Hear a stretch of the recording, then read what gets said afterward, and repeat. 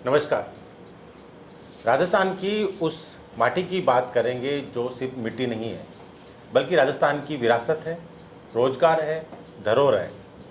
आज माटी की बात में हमारे साथ में माटी कला बोर्ड के अध्यक्ष हैं श्री प्रहलाद राय टाक साहब।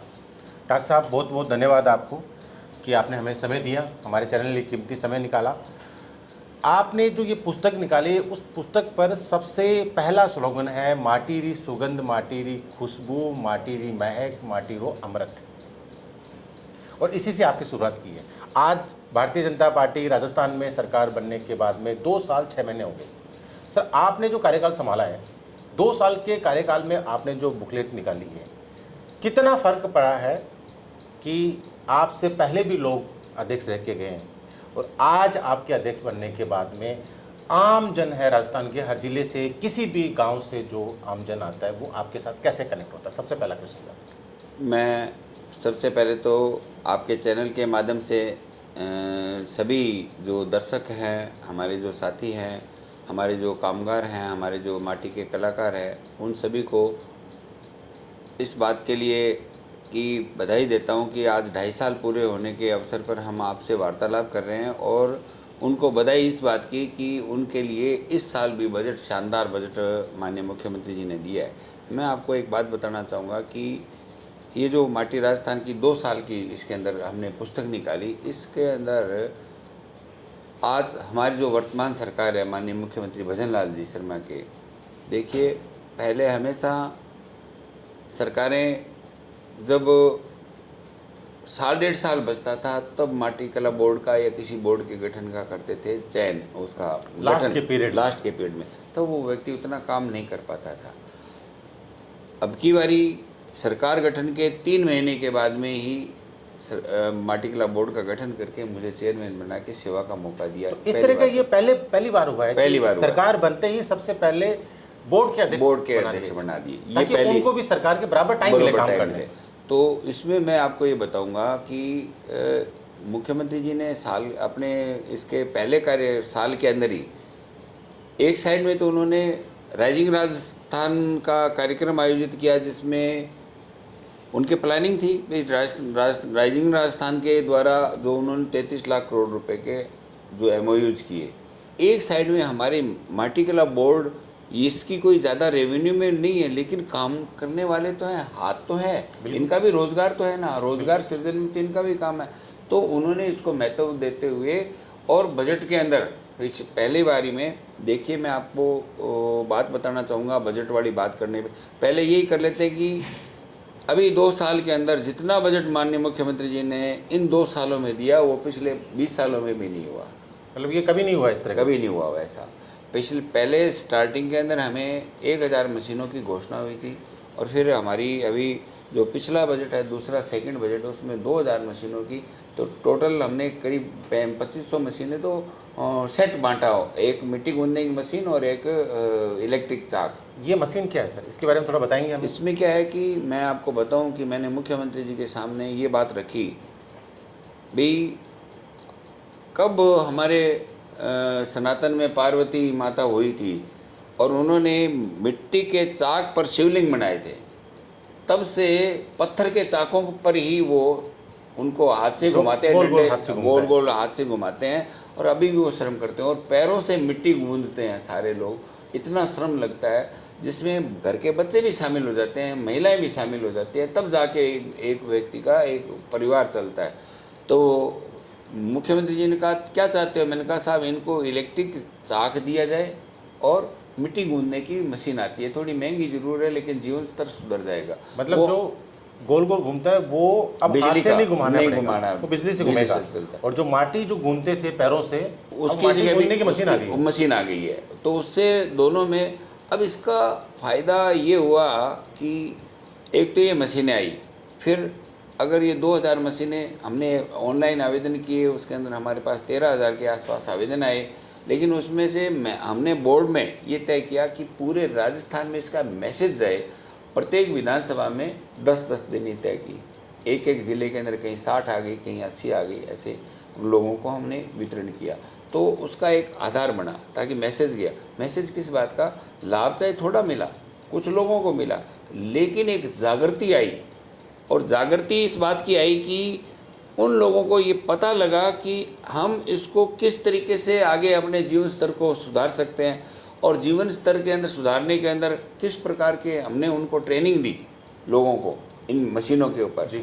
और ट्रेनिंग दे के उनको ये बताया कि आप केवल मटके और दिए बना के अपने जीवन में सुधार नहीं ला सकते, लेकिन इन मशीनों के द्वारा आप ये चाय पीने वाले कुल्हड़ भी बनाइए, आप खाने के बर्तन भी बनाइए, आप तवा बनाइए, आप जो डोंगे हैं वो बनाइए, आप जो इसके अपने परिंदे बनाइए, अनेकों प्रकार के गुलदस्ते बनाओ, अनेकों प्रकार के जो आइटम ये है। सरकार का बजट देने के बाद में, सरकार ने मशीनें देने के बाद में सरकार ने ये काम भी किया है कि भाई लोगों को प्रशिक्षण भी देना कि ये काम कैसे करता 10 है। दिन के प्रशिक्षण के बिना हमने कोई मशीन नहीं दी, किस तरीके से काम करना, उन मशीनों को कैसे चलाना है, प्लस मल्टी उसका होना, फिर बिक्री के बारे में उनको जागरूक करना, आर्टिजन कार्ड के माध्यम से वो मेलों में भाग ले सकते हैं, उनकी बिक्री।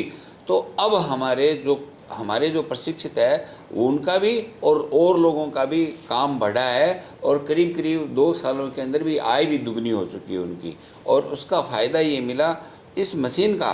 ये आमूलचूल परिवर्तन जिन लोगों के जीवन में आया है, जिन्होंने मिट्टी गूंदने की मशीन आने से उनकी महिलाएं घर का दूसरा काम कर सकती है, बच्चों को पढ़ाने में सहयोग करती है, और बच्चों को अब मिट्टी गूंदने में नहीं लगता तो वो पढ़ाई नहीं छोड़ रहे हैं और आगे ऊंची शिक्षा तक जा रहे हैं लगातार। हमारा ये शिक्षा में बड़ा इसका योगदान आ रहा है इस बात का भी। तो डॉक्टर साहब, इस तरह का कोई फीडबैक आता है क्या कि भाई आपने मिट्टी की मशीन दे दी, आपने प्रशिक्षण दे दिया, जो पहले वो 5,000 का काम किया करते थे कि अब उनका काम दोगुना हुआ है, उनकी इनकम बढ़ी है, इस तरीके का कोई फीडबैक आता है क्या? फीडबैक आता है, लगातार लोग इस बात की डिमांड करते हैं, लोगों के और छोड़ो, इस मार्केट बढ़ने लगा है इनका, और उनकी आय उन सामने मैं जाता हूँ लगातार, सभी लोग इस बात के लिए चर्चा करते हैं, और उनका जीवन स्तर, बात सबसे बड़ी बात है, इनकम के बिना वो पढ़ाई छुड़वा देते थे, वो बंद हो गया। हमारे ये 2 सालों का ही उपलब्धि है कि अब पढ़ाई कोई नहीं छुड़वा रहा,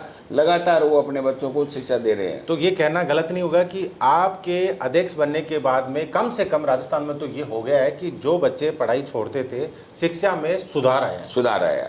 एक बात, उनकी इनकम में भी सुधार आया। दूसरा, उनके जो प्रोडक्ट है गुणवत्ता में सुधार आया, उनकी अच्छी क्वालिटी बनने लगी, हाथ से हैंडमेड में इसमें फ़र्क आता है। और तीसरी बात यह है कि मल्टीपल प्रोडक्ट, ज़्यादा प्रोडक्ट बनाते हैं, तो उनको पूरे वर्ष भर, बोर्ड का ये प्रयास है कि हमारे जो मिट्टी के कलाकार हैं उनको पूरे वर्ष भर रोज़गार मिले। नहीं तो मटके 2 महीने गर्मियों में बिकते थे, 2 महीने दिवाली के दिए बना लेते थे। अब लगातार वो इस काम के करते हैं, इतने प्रोडक्ट बनाने लगे हैं जिससे वो पूरे साल भर उनको रोज़गार मिलता है। एक सर, मेरा क्वेश्चन ये भी है कि राजस्थान के अलग अलग ज़िले में किसी गांव में कोई रहने वाला इंसान वो जयपुर तो आ नहीं सकता, तो बोर्ड की तरफ से क्या एक ऑफिस की, इस तरह की कोई अधिकारी की कोई व्यवस्था होती है क्या हर ज़िले में, ज़िले हेडक्वार्टर पर? ऐसा है कि जो हम लोगों से जुड़े हुए लोग हैं, बोर्ड से जुड़े हुए लोग हैं, या माटी का काम करने वाले लोग हैं, वो अलग अलग जगह में वहीं रहते हैं। हम पहुंचते हैं उनके पास में, उनका प्रशिक्षण भी हम उन्हीं के इलाके के अंदर ही करते हैं, उसी विधानसभा में जाके हम प्रशिक्षण भी उनको वहीं देते हैं, और उनकी समस्याओं को सुनने के लिए हम समय समय पर जागरूकता कैंप लगाते हैं।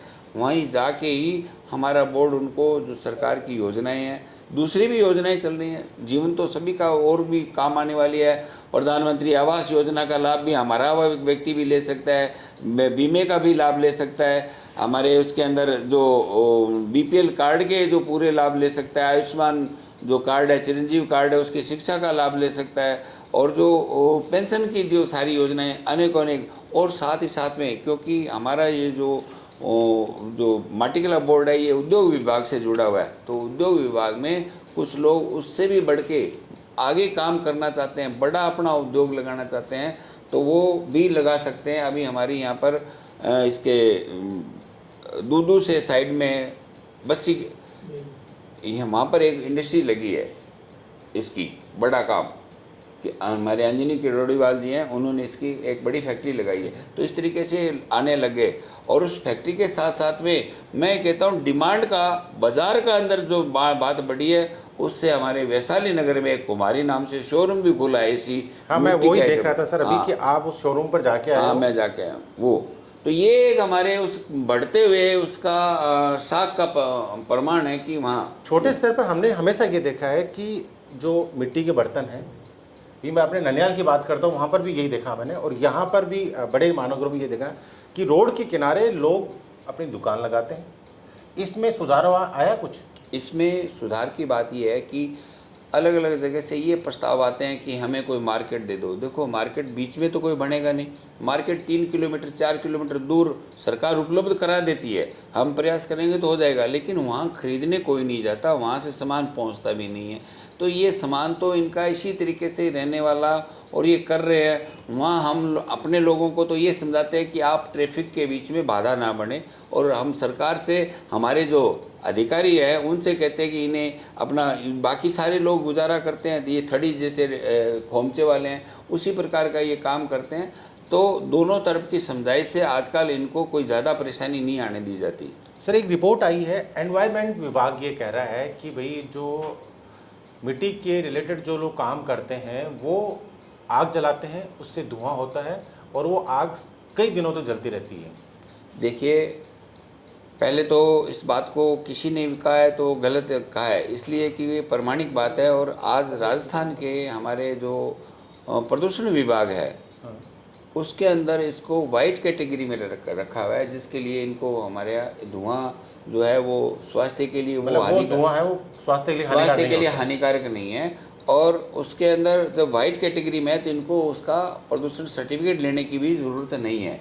लेकिन क्या होता है कि ये जब पहले काम करते थे वहाँ वो न्याय में पकड़ना, और अब उसके साथ में जब बड़ी बड़ी बिल्डिंगें बन जाती है तो उनको उस धुएं से वैसे नॉर्मल परेशानी आती है। तो उसके लिए भी हमने हमारे इन लोगों को एक नई ट्रेनिंग दी है कि एक फाइबर की रज़ाई टाइप से आती है, उसके नीचे इसकी अलग विधि से बनाने के बाद में उसका धुआं बहुत कम हो जाता है। एक बात ये है कि दोपहर के टाइम में अगर ये जलाते हैं 2 घंटे का ही होता है, ज़्यादा नहीं है। कोई कहता सारे मतलब 24 घंटे लेता नहीं, ऐसा कुछ नहीं है। 2-3 घंटे होता है। तो 2-3 घंटे अगर गर्मी के टाइम में, दोपहर के टाइम में अगर वो करते हैं तो उसका धुआं सीधा ऊपर चला जाता है, वो कई पड़ोसियों को भी तंग नहीं करता। इस तरीके से हम जागरूकता फैला रहे हैं। फिर हमारे जैसे जो दिए और कुल्हड़ और जो ये चाय के कप है, ये छोटी चीज़ें पकाने के लिए उनको हम एक ट्रेनिंग और दे रहे हैं कि वो एक तंदूर के अंदर पका सकते हैं। जिस तरीके से खाना पकाने वाला तंदूर होता है ना,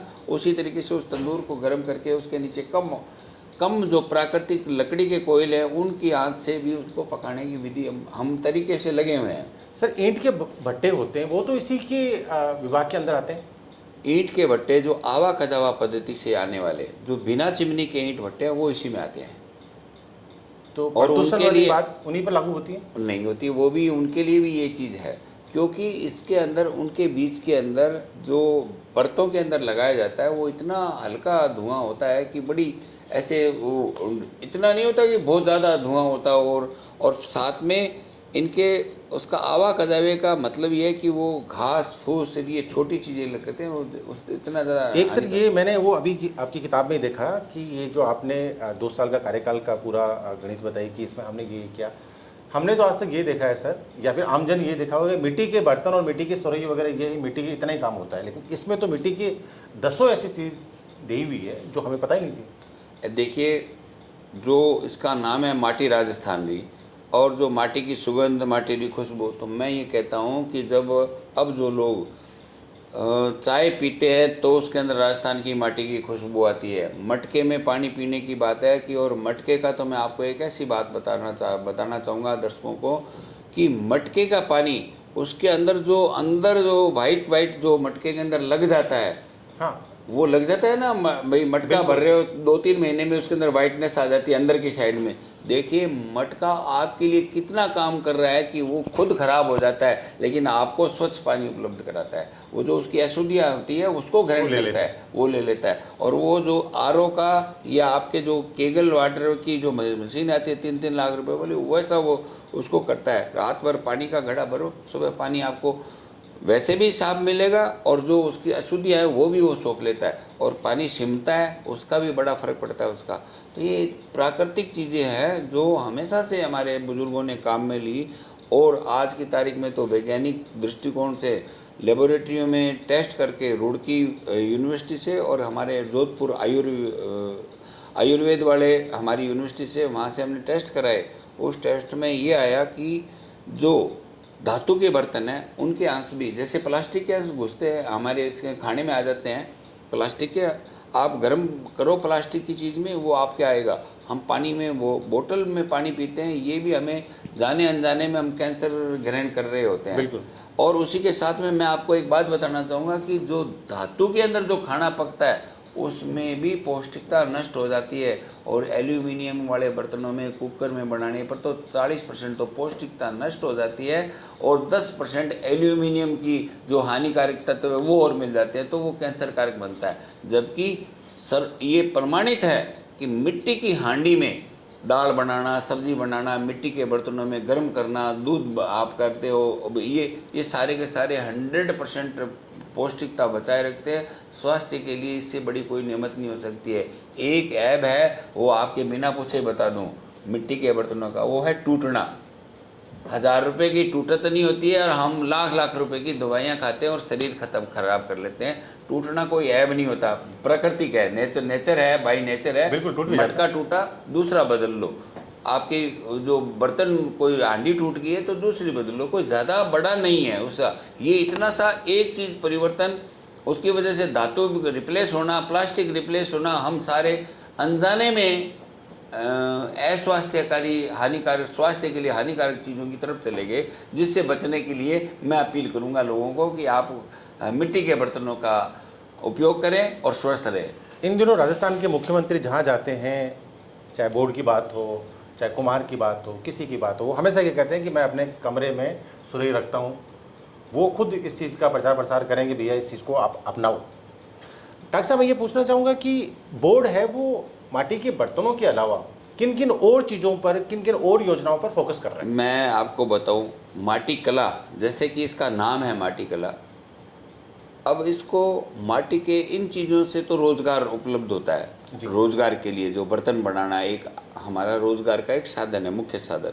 लेकिन राजस्थान के अंदर कम से कम 10 जगह पर ऐसी है जहाँ पर इसको कला के रूप में विकसित किया गया है, कला के रूप में इसको जाना जाता है। उसमें आबू रोड के पास में सियावा गांव है, वहाँ मुखोटा कला है।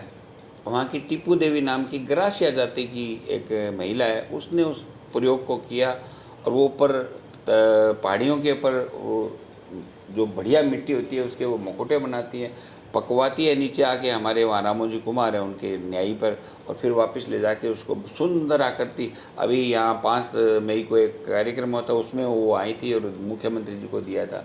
तो वो एक बड़ा एक नई चीज़ है, और वो हमारे प्रधानमंत्री जी की 10 सशक्त महिलाओं में शामिल है वो, और एक्सपोर्ट भी होता है वो आइटम और बाहर भी जाता है। तो हम लोगों को ये कहते हैं कि आप खाली ये क्यों, एक्सपोर्ट में भी आओ। एक्सपोर्ट प्रधानमंत्री जी के 10 सशक्त चीज़ों में से एक अपने राजस्थान की 10 सशक्त महिलाओं में एक राजस्थान की है महिला है। हाँ, टीपू देवी ग्रासिया, और साथ में 7 देशों की यात्रा कर चुकी है। वो ये सिखाने के लिए जाती है वहाँ पर केवल। अब आ जाओ आप, हमारे नेशनल अवार्डी है राजेंद्र जी, वो मोलेला से है। उनकी मोलेला आर्ट है एक, जिसके अंदर टेराकोटा क्राफ्ट है, दीवारों पर लगने वाली भित्ति चित्र टाइप की। तो जो हमारे करीब करीब सभी सर्किट हाउस के अंदर भी उसकी कहीं ना कहीं दिख जाएगी। हमारे यहाँ उद्योग भवन में भी अंदर आते ही एक दीवार पर लगी हुई है उसकी टेराकोटा की। फिर वो सामने एक जो ऑफिस बना हुआ है उसका कंसल्टेशन का, उसके अंदर पूरी दीवार पर है। तो ये एक बहुत बड़ी चीज़ है जिसका प्रचार प्रसार हम कर रहे हैं। थोड़ा सा और काम बढ़ेगा, वो मोलेला में बनता है राजसमंद के पास में, उसका एक सेंटर ऑफ एक्सीलेंस भी बना, अच्छा काम होता है। एक दूसरी बात, तीसरी बात है जालोर के पास में मामा जी कला, वहाँ घोड़े और सवार ऐसे 2 चीज़ें, वो दोनों चीज़ें बनाते हैं। घोड़े, वहाँ उन घोड़ों की पूजा होती है, उस इलाके में जाति विशेष के अंदर उनकी पूजा होती है, उनके लिए वो घोड़े बनाते हैं। मामा जी के घोड़े नाम से, मामा जी कला के नाम से जानते हैं।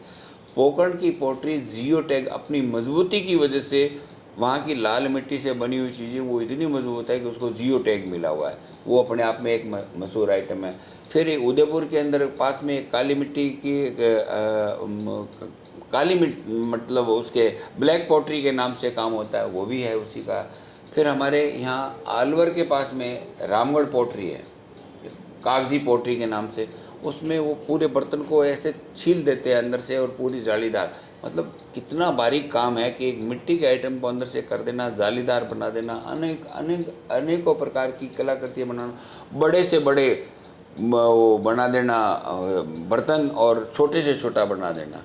तो उसके अंदर भी हमारे वो अपने गालो है ओम प्रकाश जी, वो उनको नेशनल अवार्ड भी मिला, वो हमेशा ट्रेनिंग के लिए भी जाते हैं। तो ये एक पूरी आर्ट है। और अब इस आर्ट के अंदर आपको एक और बात बताता हूँ कि जितने भी विश्व में जो मूर्तिकार है, मूर्ति के लिए पहले उसकी प्रतिमा को, उसको जो मूर्त रूप है हूबहू मिट्टी का बनाया जाता है, फिर उसके ऊपर मिट्टी का बनाए जाने के बाद में उसका फ्रेम बनाया जाता है। बाद में चाहे उसको आप फाइबर से बनाओ, चाहे आप धातु से बनाओ, चाहे किसी से बनाओ, शुरुआती काम तो मिट्टी से करनी होगी, क्योंकि वो जो शकल सूरत जो ओरिजिनल आती है वो आती है।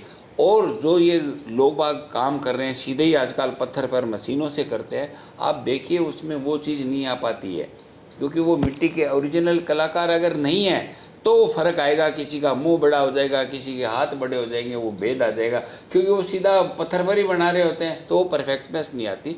तो जो परफेक्ट कारीगर है, जो कलाकार है, वो माटी के कलाकार है, वो उनका ही नाम है। हमने अभी हमारे 45 जनों को मुख्यमंत्री जी के यहाँ पर जो हुआ था, उसमें हमने माटी के लाल नाम के पुरस्कार से उनको कलाकारों को नवाजा। ये भी इसी कार्यकाल में संभव हुआ। पहले इस तरीके का ये पहली बार ऐसा हुआ कि माटी से काम करने वाले लोगों को मुख्यमंत्री आवास पर बुलाया गया, हाँ, उनका मान सम्मान किया गया। और सभी लोगों ने मुख्यमंत्री जी को अपनी जो चीज़ें लेके आए थे, जिनके लिए उनको पुरस्कृत किया गया था, वो उन्होंने मुख्यमंत्री जी को भी भेंट की थी। एक अच्छा माहौल, अच्छी चीज़, और इससे बुस्टअप हुआ। अब हमारे पास में आवेदन आते हैं कि साहब हम रह गए, हम ये कहते हैं भी अब आपको अगले बारी में, तो अभी भी आ रही है। इस तरीके से कला का विकास हो रहा है। और इस कला की बात, जैसे आप चित्रकारी करते हैं तो माइंड को शांति मिलती है और बच्चे में क्रिएटिविटी आती है।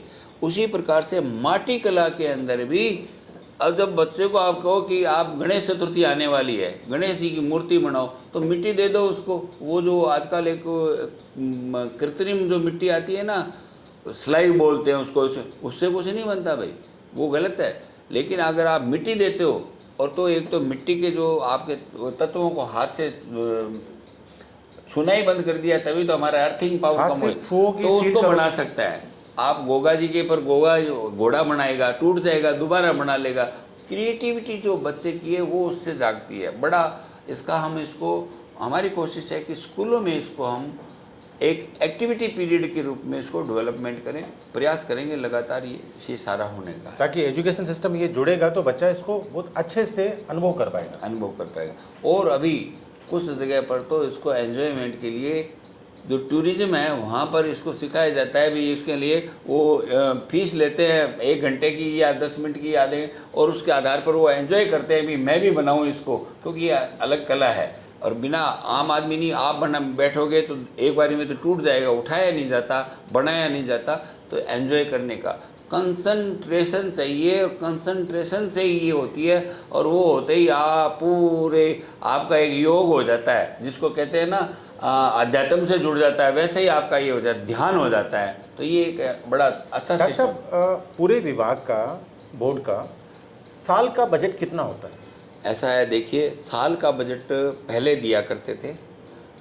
मैंने मुख्यमंत्री जी के सामने ये बात रखी, हमारी वित्त मंत्री जी से भी मेरी वार्ता हुई, दिया कुमारी जी से, उनसे भी मैंने कहा साहब इतनी से नहीं, जैसे जैसे हम आगे बढ़ेंगे, हमारी मशीनों की जैसे आवश्यकता है ये आपूर्ति करवाएं, और इसके अलावा भी और कोई भी चीज़ें, जैसे अभी आपने कहा भी धुएँ की बात आती है, तो अब आगे हमारी योजना है कि मैं नेपाल गया, नेपाल के अंदर मैंने वहाँ पर देखा कि एक कॉमन फैसिलिटी सेंटर बनाया, सरकार ने पैसा दिया, जगह दी, उस जगह पर कॉमन फैसिलिटी सेंटर बनाया, उसमें इलेक्ट्रिक विद्युत के जो भट्टियाँ हैं वो लग गई। अब लोग बाग आते हैं, अपना सामान वहाँ करते और लेके हैं जाते और हैं। लेके चले जाते हैं। उनकी एक सोसाइटी बन गई, उसका बिल सोसाइटी भरती है, सोसाइटी से काम होता है, सब लोग साथ रहना भी सीख गए और साथ में से बड़ी अच्छी बात हो। इसी तरीके के डेवलपमेंट हम भी करना चाहेंगे यहाँ तो पर। डॉक्टर साहब, राजस्थान में इस तरह की व्यवस्था है क्या? जैसे आपने बताया कि विभाग की तरफ से मशीनें दे दी सबको, प्रशिक्षण दे दिया कि भैया अब मशीन आपके पास में आ गई, अब आप काम करो, ठीक है। आपको एक नया प्लेटफॉर्म मिल गया कि जो आपकी मेहनत थी वो कम हो गई। अब इसके साथ में उनको किसी ब्याज मुक्त तरीके से उनको किस तरह के पैसा, क्योंकि बैंक डायरेक्ट लोन करती नहीं है, तो ये जो लोगों की समस्या है ये हमेशा रहती है। ये पहले भी बनी हुई थी, आज भी बनी हुई है कि मैं रोजगार अपना कर रहा हूँ, मेरे पास में आपने मशीनें दे दी, मुझे काम सिखा दिया, अब मैं काम कर रहा हूँ, लेकिन मुझे काम बढ़ाने के लिए पैसा चाहिए। उसके लिए मैं आपको बताऊं, देखिए आर्टिजन कार्ड बनता है हमारे, अभी हम अभियान के रूप में इसको लेने वाले हैं। इसी साल का हमारा ये है कि हम सभी जनों का आर्टिजन कार्ड बनवाएंगे और उसी के साथ साथ में प्रधानमंत्री विश्वकर्मा रोजगार योजना से भी जोड़ना चाह रहे हैं। उसमें उनको 2 काम हो जाएंगे, एक हमारा प्रशिक्षण हो गया, एक प्रधानमंत्री विश्वकर्मा योजना के तहत प्रशिक्षण आ जाएगा। उनको 15,000 रुपये की किट, मतलब इन मशीनों के अलावा उनके कुछ औजार और उपलब्ध हो जाएंगे। उसके बाद में उनको पहली किस्त में 50,000 का लोन मिल जाता है और बाद में लाख रुपए का और 3 लाख रुपए तक का लोन वो 5% ब्याज पर, जिसमें 3% हमारी राजस्थान सरकार सब्सिडी दे देती है, 2% ब्याज पर उनको पैसा मिल जाता है। तो ये बहुत इजी प्रोसेस रहेगा क्या कि रजिस्ट्रेशन कराओ और इजी प्रोसेस है। सिर्फ जागरूकता की कमी है, इसके लिए ही हम उनको यही कहते हैं भी आप हौसला करो, काम को बढ़ाओ, सरकार आपके साथ में है। एक ये चीज़ मैं हमेशा हर डिपार्टमेंट में देखता हूँ डॉक्टर साहब, आपसे मैं शेयर कर रहा हूँ और आपसे चाह रहा हूँ भी कि आप इस पर प्रतिक्रिया दें अपनी, कि जब भी किसी राजनेता का जन्मदिन आता है तो हम सब लोग होर्डिंग देखते हैं, शहरों में, गाँवों में, आजकल सब हर जगह रोडों के किनारे बड़े बड़े होर्डिंग लग जाते हैं। उसी होर्डिंग में अगर जागरूकता की चीज़ लग जाती है तो कितना बेनिफिट होता है, आमजन उसके साथ कितना कनेक्ट होता है। देखो वो भी चीज़ें आती है, हमने उसका तो मैं जन्मदिन के बारे में हर एक के लिए तो नहीं कह सकता, लेकिन मेरा ये मानना है कि हमने दिवाली के ऊपर जो हमारी दिवाली के ऊपर, ताकि हमारे कामगारों की बिक्री बढ़ सके, उसके लिए जब हम होर्डिंग करते हैं तो उसके यही स्लोगन होते हैं मुख्यमंत्री जी के द्वारा पास, जो भाई ये चीज़, उसमें खूब लाभ मिला है लोगों को हमारा। डॉक्टर साहब, आगामी क्या योजना है आपकी कि आप किस तौर पर विभाग को लेके जाओगे, आमजन को जो जितनी व्यवस्थाएं आपने की, जितनी व्यवस्थाएं आपने सरकार की तरफ से गिनाई, ताकि उनमें और बेनिफिट मिले और फायदा मिले? देखिए मुख्य बात तो ये है कि हमारे जो माटी का काम करने वाले हैं उनको वर्ष पर्यंत 12 महीने रोजगार मिले, उनकी इनकम दुगनी और दुगनी से भी ज़्यादा हो, उनके बच्चे पढ़ लिख कर कामयाब आदमी बने, वो हर क्षेत्र में कामयाब जाएं, चाहे वो सर्विस है तो उसमें आईएएस बने, आरएस बने और वैज्ञानिक बने। अगर शिक्षा में जाते हैं तो वो उच्च शिक्षा प्राप्त करके पीएचडी करके कुछ आगे बढ़े। तो ये लोग और हर एक चीज़ में साइंटिस्ट बने, कुछ भी करे, लेकिन वो सर्वोत्कृष्ट प्रदर्शन कर सके अपना, उसके लिए हम इसके लिए चाहते हैं कि उनका, और इस सब के लिए होती है आर्थिक व्यवस्था से सुदृढ़ होना, और आर्थिक व्यवस्था के लिए सुदृढ़ होने के लिए हम उनके जो बिक्री के लिए सरकार भी कर रही है, मेलों में आयोजन करती है, मेलों में खूब बिक्री होती है, उनको आने जाने का भाड़ा देती है, वहाँ की दुकान का जो किराया होता है वो फ्री हो जाता है आर्टिजन कार्ड के माध्यम से। इस प्रकार की योजनाएं, जागरूकता नहीं होने से, जानकारी नहीं होने से लाभ नहीं ले पाते। अब आने वाले समय में ये सारे काम होने वाले हैं। 2 साल सरकार के पूरे हो गए हैं और यूँ बोलोगे 2.5 साल पूरे हो गए, 2.5 साल और बाकी रह गए। 2.5 साल में ये सारी चीज़ें व्यवस्था हो जाएगी इन सब चीज़ों की। ऐसी कोई स्कीम जो आगामी दिनों में लॉन्च होने वाली हो जिसका आम जन को बड़ा बेनिफिट हो, ऐसी कोई बातचीत चल रही है नहीं, विभाग की तरफ से? हमारे विभाग की तरफ से जो है इसको हम सबसे बड़ा, हमारे आर्टिजनों के पास में अभी आर्टिजन कार्ड ही नहीं बने हुए, और उनकी बीमा की जो व्यवस्था है, हमारे जो केंद्र का जो कार्ड बनता है ना आर्टिजन कार्ड सेंटर का, उसमें दोनों दो बीमे हैं। ये कार्ड बनता कैसे, क्या प्रावधान सिंपल होता है प्रक्रिया है इसमें। अपने कोई भी व्यक्ति जो इसका काम करता है उसको अपनी प्रक्रिया दिखानी और अपने को उसको उसमें अपलोड करता है और उसको वेरिफिकेशन। ये ऑनलाइन होता है? ऑनलाइन होता है। किसी जिले में किसी अधिकारी से सिग्नेचर या पटवारी ग्राम नहीं से नहीं, किसी का नहीं वो चाहिए? केवल उसका चाहिए खुद का, और वेरिफिकेशन होता है तो वही कर लेते हैं उसको। कुछ दो तीन दिन के अंदर करते हैं, हाथों हाथ तो नहीं करते, वेरिफिकेशन करवा और ये लेते हैं। वेरिफिकेशन कौन करता है सर? जो अपने अधिकारी लगे हुए हैं, सारे अधिकारी लगे हुए हैं, हर जिले में अधिकारी। और अपना सेंटर वाला वो है। राजस्थान की गवर्नमेंट भी हमारा आर्टिजन कार्ड बनाती है, वो हमारे सारे जिला उद्योग केंद्र के अधिकारी हैं, वो सारे जो हमारे उद्योग अधिकारी वो सब इसमें मदद भी करते हैं, काम भी करते हैं। लेकिन जागरूकता के अभाव में लोगों की इसकी संख्या नहीं है कि कितने लोगों ने ये रजिस्ट्रेशन कराया या नहीं किया। इसको हम अभियान बनाने वाले हैं। बिल्कुल, ये अच्छी बात है। अगर सर इस तरह के काम को अभियान बनाते हो तो लोगों को जागरूकता बहुत जल्दी आ जाती है अभियान से। यही करेंगे हम। और साथ में उनको जो बिक्री बढ़ाने के लिए उनका हौसला ही नहीं पड़ता, वो एक जगह से दूसरी जगह नहीं जाते। ये आइटम ऐसे हैं कि उनके घर खरीदने आ जाएं, इतना ईजी नहीं है। घर कोई आपको अगर मटका चाहिए तो आप भी चाहोगे भी यहीं चलते हुए ले लेंगे, घर नहीं जाता आदमी। तो वो उनको कह रहे हैं कि आप इससे बाहर निकलो और इससे निकल के, गांव से निकल के आप शहर तक पहुंचने की हिम्मत रखो और फिर एक शहर से दूसरे शहर में प्रदर्शनियों के माध्यम से, मेलों के माध्यम से वहाँ अपनी कला का प्रदर्शन करो, वहाँ अपने उत्पादन का प्रदर्शन करो, आपकी बिक्री होगी। और यहाँ से भी आगे बढ़ के हम ये कहते हैं कि राजस्थान का नाम पूरे देश में हो यहाँ की कला का। तो इसके लिए आप दूसरे राज्यों में भी जाएंगे तो वहाँ भी बोर्ड भी मदद करता है, और जो हमारा आर्टिजन कार्ड के द्वारा प्रधानमंत्री जी की योजना है वो भी इसमें मदद करती है। और छोड़ो, अगर विदेश में अगर जाके काम करते हैं तो वहाँ भी ये स्पेशलिटी है कि आने जाने का, भेजने का, करने का सब करती है। तो ये सब सारी चीज़ें उपलब्ध हैं। डॉक्टर साहब, मेरा एक आखिरी सवाल, एक आम जन को अगर आप अपने ऑफिस में बैठ के कुछ मैसेज देना चाहते हो तो वो मैसेज आपका क्या होगा?